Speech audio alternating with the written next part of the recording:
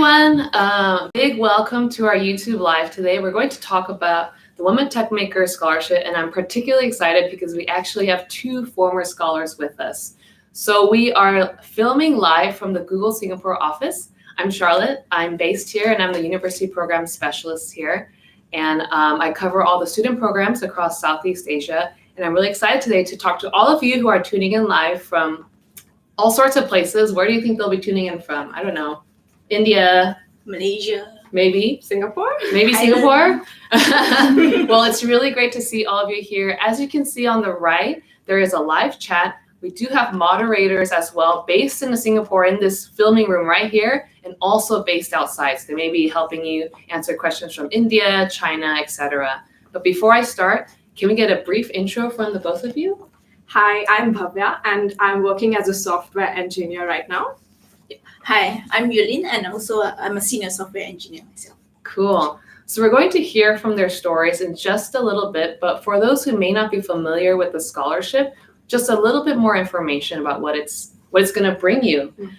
So for those award recipients, what you'll be receiving is 1, an education stipend, 2, an all expense paid retreat to a Google office. So both of you had your retreats before. Where did you end up going during your year? Ours was in the Hyderabad office in India. Yeah. Yep, and mine was at Seoul, Korea. Oh, exotic places. Yep. And this year, exclusively for this live stream viewers, we're going to give a big hint to where it's going to be. So the hint is Santa Claus in swim trunks. That will be the hint. We may have some guesses on the live chat. Go ahead and start guessing. I'm sure our scholars here might have an idea. Maybe we'll give the answer at the end of the live stream. So on top of the retreat, what you'll be receiving is also just a community of Googlers and also fellow scholars who've been awarded as well across the world. And I'm sure you've made connections throughout the program that are long-lasting and really helped you expand your network. So how can you apply? So who's eligible for this scholarship? Firstly, you need to be a female student. Secondly, you need to be studying computer science or a tech-related major. And then thirdly, you need to be studying in a university in the Asia Pacific region. This includes countries like Australia and Pakistan, Nepal, etc. Now, the catch here is that you need to be going to school for the 2019 and 2020 academic year. So if you're graduating this year, unfortunately, you're not eligible. But if you're going into a master's program next year or continuing your bachelor's program, you are definitely eligible to apply.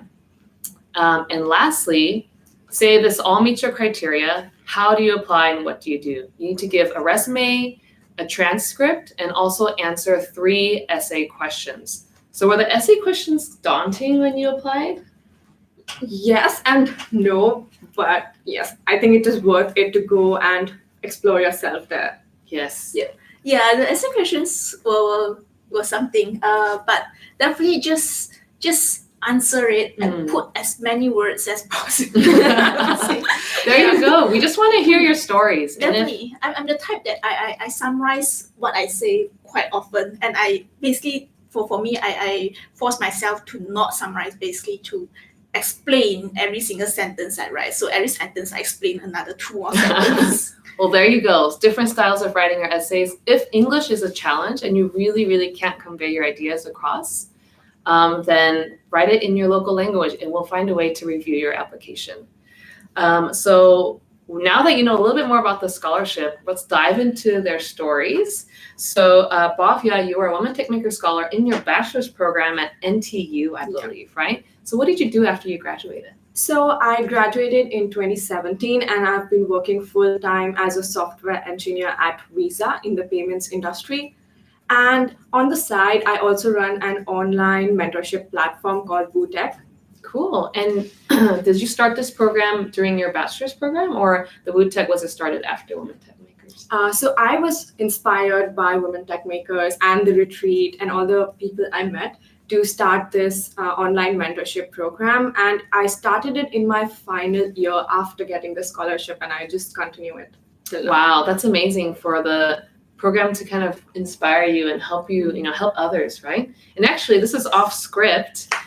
Erin, you also have an organization that you're a part of, right? Yes, I hate this non-profit organization, meetup group that's called Women Who Code Singapore, and it's really great. What we do there is literally we help women in the tech industry basically upskill themselves and be the best they are in their workplace. I attend your events too. Yeah, that's really great. And for those out there, maybe it's intimidating because you're hearing, two women who have started these organizations for the community, but even if you're mentoring 1 or 2 students, 100 students, it doesn't matter. You're still a leader and you're inspiring the next generation. So all of this is important to add onto your essays and applications. And also, speaking of Erin, you were in a part-time master's program, and I know a lot of maybe our audience don't know that part-time students can apply. Can you tell us a little bit more about what were the challenges behind that and what made you apply? I was the fact is that I'm eligible, so I applied. So that was the only thing.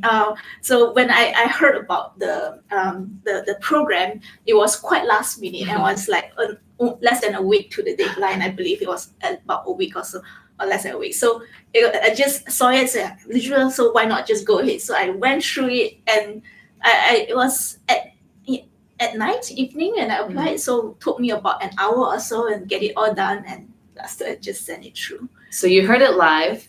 She did it a week before. You also have about a week to apply, so you definitely still have time for your application, and it took you maybe like 1 or 2 hours. Yeah. And that's all it takes. So please apply, because it's an opportunity you don't want to miss out just because you didn't apply. And now, speaking of the retreat, which is a huge highlight for our selected scholars, what were your biggest takeaways from attending them in Seoul and Hyderabad? For me, the biggest takeaway was the community of other scholars that I met and befriended. Each of them have been very inspiring, and they have continued to guide me and support me in my journey so far, including her. Yeah, I definitely agree with Barbara. There is like the different types and different people you meet during this retreat. It's just phenomenal. Really, it's unbelievable. And also the workshops and talks that Google has prepared for us. Those really, I think, it really give an extra something to the retreats that really teaches a lot of things that we would never have encountered on our daily lives. Yeah, absolutely. That's really great to hear the impact the retreat made. This is also off script. I'm surprising our 2 scholars here. Yeah. What were one of your favorite activities that was memorable during the retreat? I really liked the unconscious bias workshop that was done, and I also liked the karaoke, which was who doesn't like karaoke? Yeah, there was just plenty. Just almost every single program that you guys prepared for us was really cool. As also, I remember one was the CS Unplugged. That was great. Basically, how to teach computer science stuff without using a computer, and that was fun. Did you end up using it ever after the retreat? The CS Unplugged content? I did go back to the website and look it through. That's great. I think I did, yes, for one of my Yeah, I mean, whether or not you use it, now you have the tools needed so that now you can if you wanted to. So that's what's great about going to the retreat and, being immersed in all these experiences. So we're about to go into one of our final questions before we go into the live Q&A. So please, at this moment, if you have questions that you want to ask, anything you want to ask our scholars or about the program in general, this is the time to type them on to the chat box, and our moderators here will shoot them live to us. So being part of this Women Techmakers program, did it help make any change in your lives in any way, empower you in any way? What kind of impact did it have? Yeah, so it definitely impacted my life in a big way. As you said, I was in my bachelor's program, and I was kind of naive and unprepared for like the corporate world.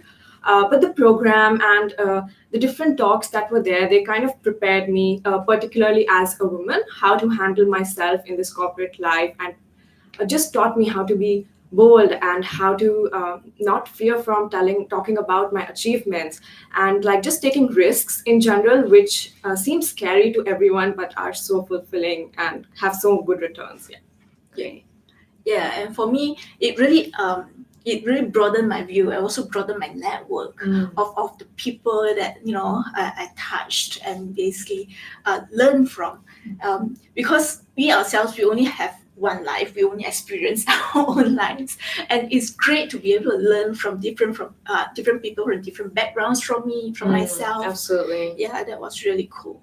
Cool. Great. So that's all of our questions. We're going to go to the live questions now. So you can also see it here on the laptop. The first question is from Tanya. Thank you for your question. You've got like 3 actually. My main question is about the third essay question. How do I make the application strong enough, and how are we selected to the next round? So I'll be honest, I don't know the order of questions off the top of my head, but Tanya, you can go ahead and if you can type us a third essay question, or if anyone can, then we can elaborate on that and let us know what question you have about that particular question. How does she make the application strong enough? So I would say be specific. So whatever that you are putting into the essay questions, these are things, the people who read it are people who don't know you. So be specific. Explain what you are describing, your experience that you're going through, maybe even write a little bit of the background on where your experience comes from. That would be cool. Cool. And how are they selected to the next round? Well, I guess I can answer that. As we go through the applications, we'll be reading your essays and looking at your resumes and transcripts. And we have a criteria that we set against, and we'll just see if we think there's potential for you to be a leader and to excel in computer science and inspire the next generation. And then we'll bring you to the interview stages. All right, we're going to the next question by Kirthana. Is it compulsory to make activities related to women empowerment to get selected for the scholarship? That's a great question. What do you think? Does it have to be only for women? Definitely, I wouldn't say that. It's also about personal growth. You have anything that deals with that also, and you yourself, you are a woman, so you're empowering yourself here, right? Yeah, and I mean, you can lead by example. So if you have done something for your personal growth, if you have taken some bold steps to increase your learning, or maybe fight conventions or stereotypes, then I think that also adds into this aspect of it. Yeah, absolutely. And your mentorship doesn't have to be only for other female students. You could be mentoring male students, female students. There are other groups that are underrepresented as well, maybe in your communities that we don't know too much about. And just helping anyone is still making you a great leader. So no, it's not limited to only female students. We also have Fadi.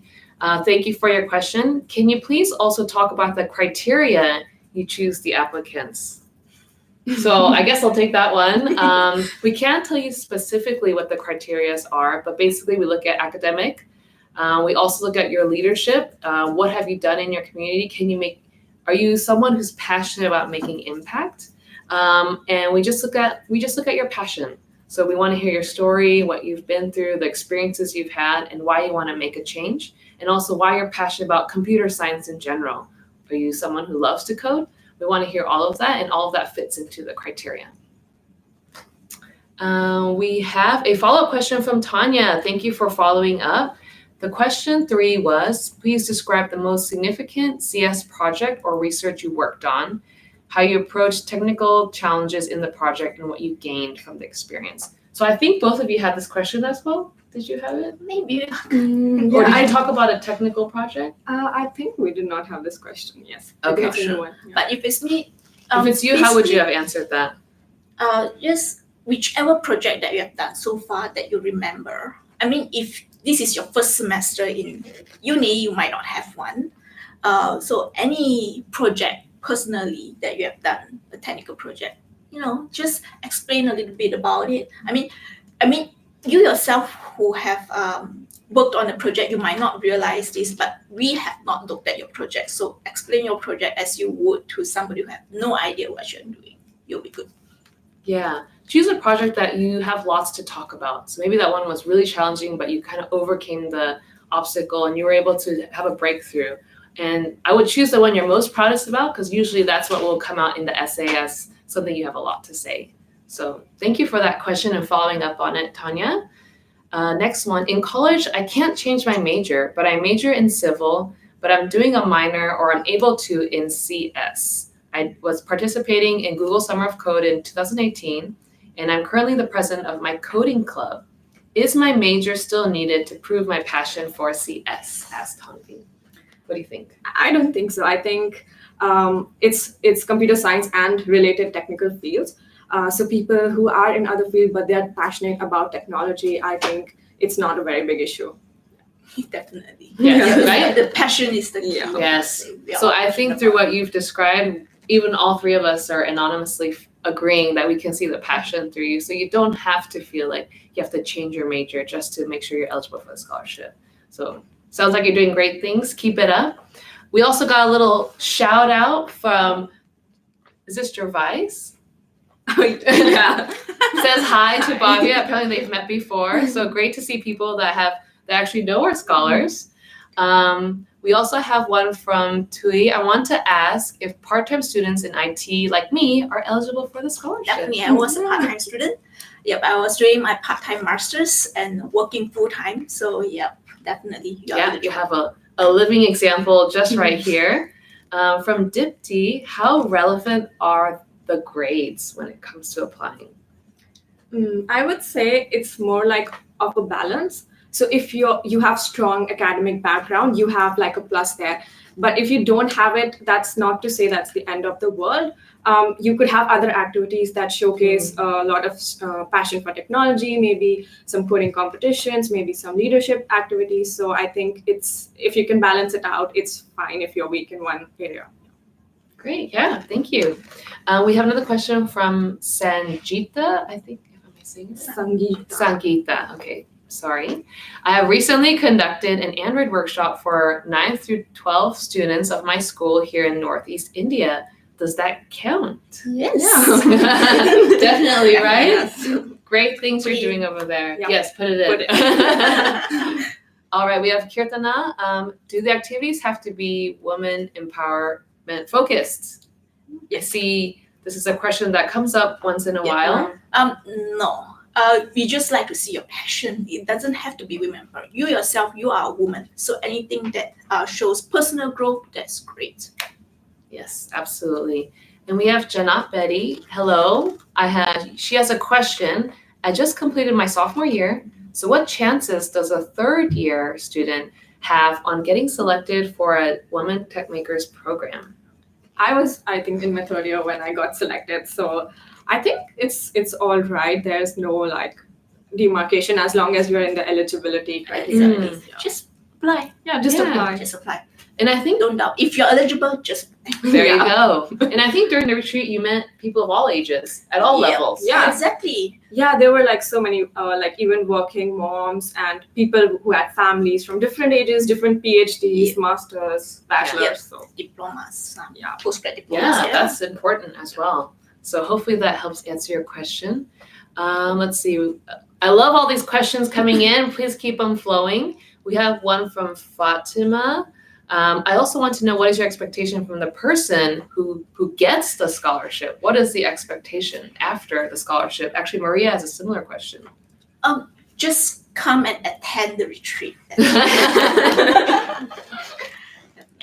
So if you get something out of this program and you take it back with you to your own community, that is even better. Yes, absolutely.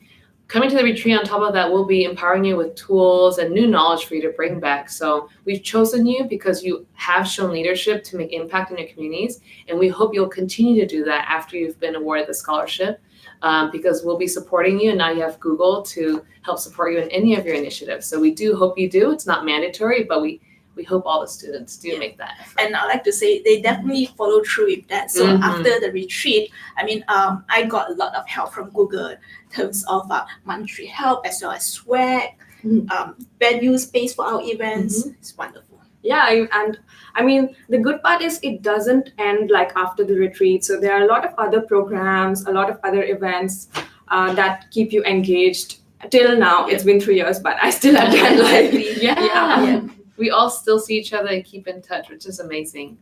So let's see. We have Yujia Ying. How could we stand out from the application process? How should we differentiate ourselves? I would say that whatever you think that stands out, you should definitely mention it in your application, no matter how insignificant you think it is. Like, for example, I just said that we had one scholar who was a working mom, and I think that really brings a whole different skill set into an application. And for a lot of people, they might think that that is something that's keeping them from applying, or that's a hindrance, but actually that could be your power, or that could be something unique that you have. Yeah, remember, you're actually explaining yourself to people like us who have very different experience from yourselves. Don't think that what you're doing right now is normal. It may not be at all. Yeah, thank you so much. These are such great insights. I'm thankful they're here because I could not answer these questions as well as they are doing right now. We have a question from Tanvi. I started a forum for girls in my institution to increase participation in activities. In what way can this program help me make this forum better? And is there any kind of support that we'll be receiving I'm assuming if she joins Women Techmakers? Maybe you want to take Oh, yes, definitely. You'll get support. If you have doubts about anything, there's a community at Google that will help you flesh out whatever doubts you might have. And also insights. I mean, you meet a lot of people during the retreat as well. And these are people who might have gone through exactly that you have Absolutely. done, and they can give you a lot of expert advice. Yes, definitely. I think at the retreat, you do meet people who are like, wow, we ran into the same problems, but we're in completely different sides of the world. So I think that's those are some cool moments that we get to experience. We have a question from Yujia. Do hackathons help with my application? Yes, definitely. Whatever project that you did during that hackathon, talk about it. That will be good. Yeah. We have one from Gervais. I'm sorry if I'm saying it wrong. May I know how long and what are some experiences of this Google's Women Programs and Scholarship? Also, is it possible to apply if I'm a current scholarship holder for my university in Singapore? I would say yes. Yes, you're still eligible. The second question, yes, right? To the second question. And how long is the retreat? I think it was 3 days. Mhm. Yep. So just for those 3 days are the expected time that you might need to apply leave from your university.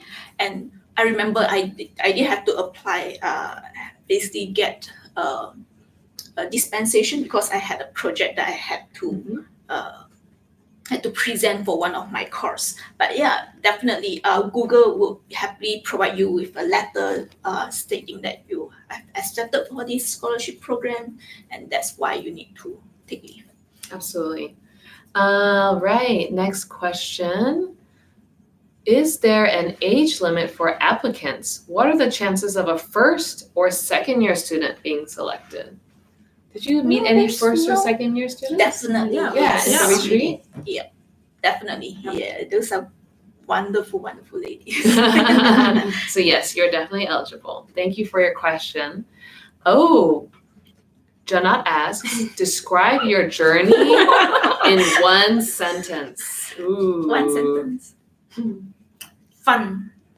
Ooh, now you're doing it in one word? You're taking the challenge to another level.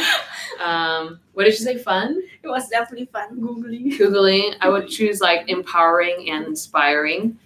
It's not that hard to choose a word actually, because there's just so many words. ways to describe the feeling and the magic moments that we all have. Yeah. All right, we have another question.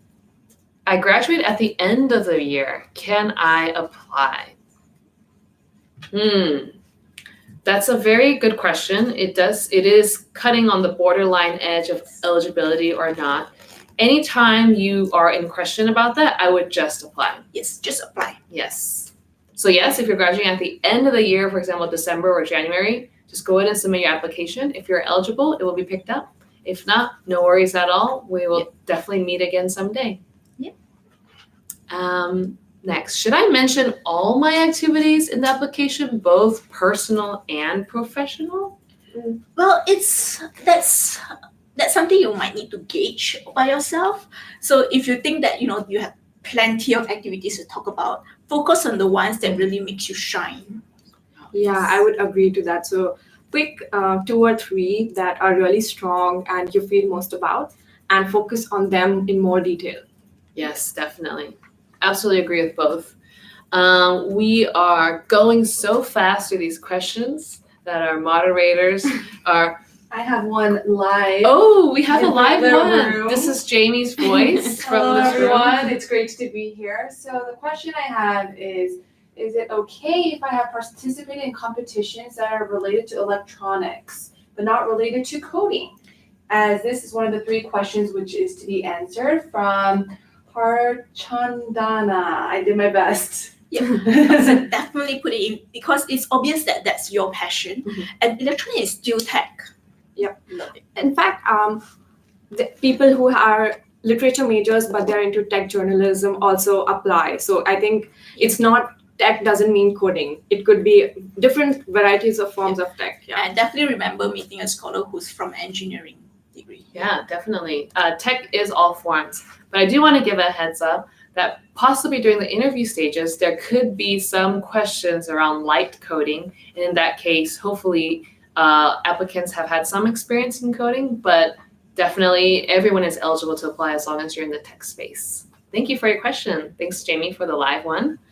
All right, we have a few more. What exactly are you looking for in the project questions? Can you give us examples? We are trying to look for everything. Exactly, anything, right? Yep, anything. We like to see the differences of the projects that you can come up with.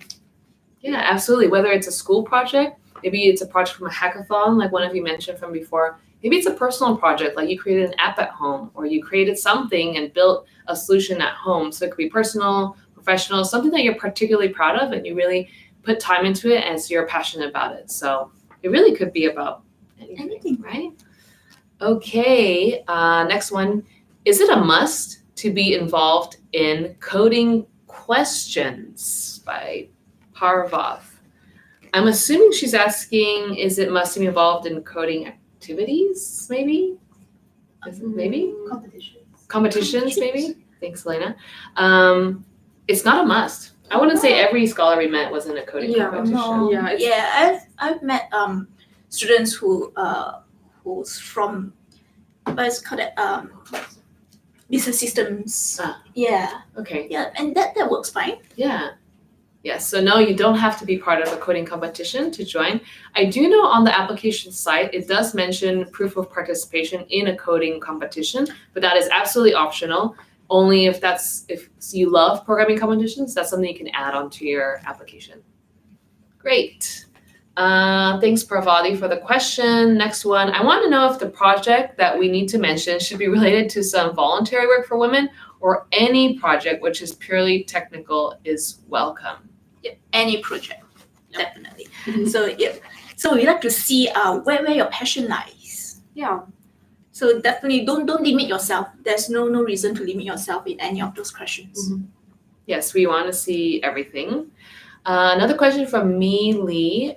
So will this program support those women who already have impact in their own society, or is this program to help those who want to change the society but yet haven't started?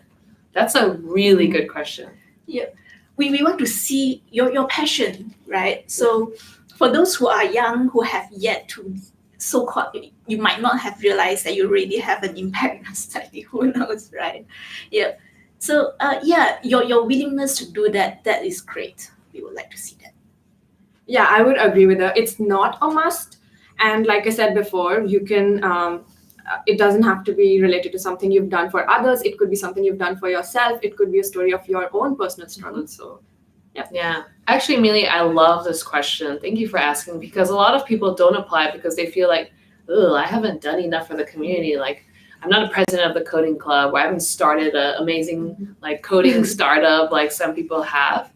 It's really for everyone. And if you want to make a change in that, that's what the Women Techmakers program is going to do. It's going to help you and give you the tools for you to become that leader that you're imagining that you want to be. So thank you for that question. Next question from Fatima. I have a few projects like you mentioned. Should I choose the best one, or can I talk about some of the best ones? Definitely, best ones. If you have more than one, if you're passionate about more than one project, definitely put it in. All right. Yes. Great to hear you have a lot. Yeah. I guess the reviewer will have to read a longer essay. We have time for one more question.